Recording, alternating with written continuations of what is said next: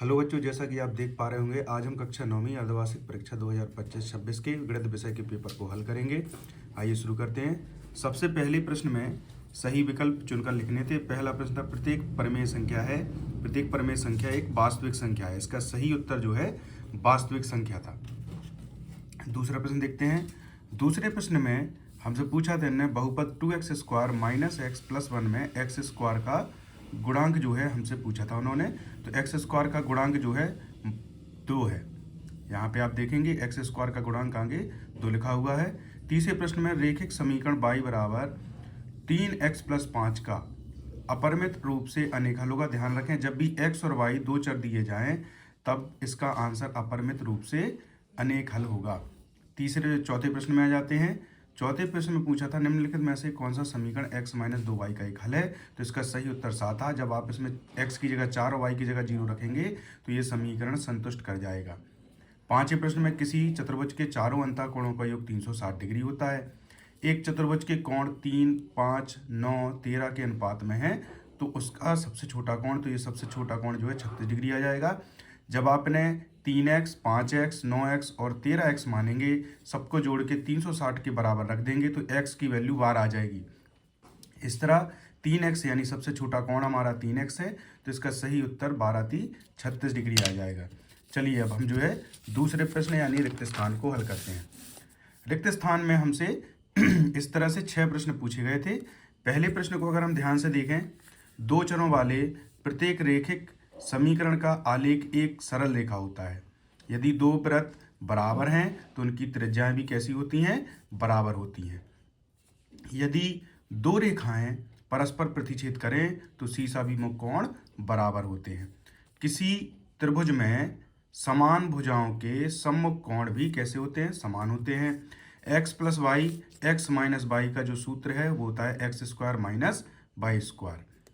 a + b + c = 0 हो तो a³ + b³ + c³ का मान, तो ये जो है 3abc होता है। ध्यान रखें आप, ये वेरी इंपॉर्टेंट जो है सर्वसमीका है हमारी। चलिए ये प्रश्न आपने अच्छे से कर लेना है। अब देखिए तीसरा प्रश्न। तीसरे प्रश्न में हमसे उसने सत्य सत्य पूछा था। एक त्रिभुज के तीनों अंतःकोणों का योग 180 डिग्री होता है। बिल्कुल सत्य बात है। प्रत्येक पूर्णांक एक पूर्ण संख्या होती है, ये असत्य होता है। पूर्ण संख्या पूर्णांक होती है क्योंकि ये एक बड़ा ग्रुप है और ये एक छोटा ग्रुप है। ध्यान रखें, ये जो है 2π एक अपरिमेय संख्या है। बिल्कुल सत्य है। पाई एक अपरिमेय संख्या है तो 2π भी एक अपरिमेय संख्या हो जाएगी।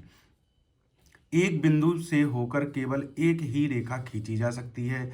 बिल्कुल असत्य है ये। एक बिंदु से अनेक रेखाएं खींची जा सकती हैं। दो चरों वाले रेखिक समीकरण का मानक रूप ax² + ax + bx + c = 0 होता है, by + c। तो ये बिल्कुल सत्य लिखा हुआ है। दो चरों वाले रेखिक समीकरण का केवल एक ही हल होता है, तो ये बिल्कुल असत्य। दो चरों वाले रेखिक समीकरण का अभी हमने विकल्प वाले क्वेश्चन में देखा था, उसके अनंता अनेक हल होते हैं। आइए सही जोड़ियां मिलाते हैं। सही जोड़ियों में पहला ही देखें 2, 3, ये जो है प्रथम चतुर्थांश पर स्थित था, तो इसका जो सही उत्तर था 7 था। दूसरा देखें -4, 5, ये द्वितीय चतुर्थांश पर स्थित है। 6, 0 ये x अक्ष पर। जब भी ध्यान रखें, पहला भुज दिया जाए और दूसरा कोटि को 0 दिया जाए तो वो x अक्ष पे होगा। बिंदु -2, -1 तृतीय चतुर्थांश पर स्थित है। पांचवा प्रश्न देखें 7, 0 ये गलत लिखा हुआ था, ये गलत प्रिंट हो गया था, तो इसमें 0, 7 था जो कि y अक्ष पे स्थित होता। छठवें पर बिंदु 2, -5 चतुर्थ चतुर्थांश में स्थित होगा। तो इस तरह से हमें सारी सही जोड़ियां बना लेनी है। आइए आखिरी प्रश्न की ओर चलते हैं। इसके विकल्प वाले प्रश्नों में सबसे पहले पूछा था 5 की घात 0 की घात 100 का मान क्या होगा, तो इसका मान 1 होगा। ध्यान रखें, 5 की घात 0 का मान जो है 1 होता है, तो इसकी घात 100 का मान भी 1 ही होगा। 35 घात के द्विपद का एक उदाहरण तो कोई भी ले लेना था। x + y ये दो पद हो गया और इसकी घात ले ली हमने 35। 70 डिग्री का कोण का संपूरक, तो 180 में से जैसे ही हम 70 डिग्री को घटाएंगे हमारा आंसर 110 डिग्री आ जाएगा। समकोण की माप, तो समकोण की माप हो जाएगी 90 डिग्री। सर्वांग समता की परिभाषा लिखिए। वे आकृतियां जिनके आकार व माप समान होती हैं सर्वांग सम आकृतियां कहलाती हैं। क्या पतंग एक समांतर चतुर्भुज का उदाहरण है? तो बिल्कुल नहीं है। पतंग जो है एक समचतुर्भुज का उदाहरण है, समांतर चतुर्भुज का नहीं है।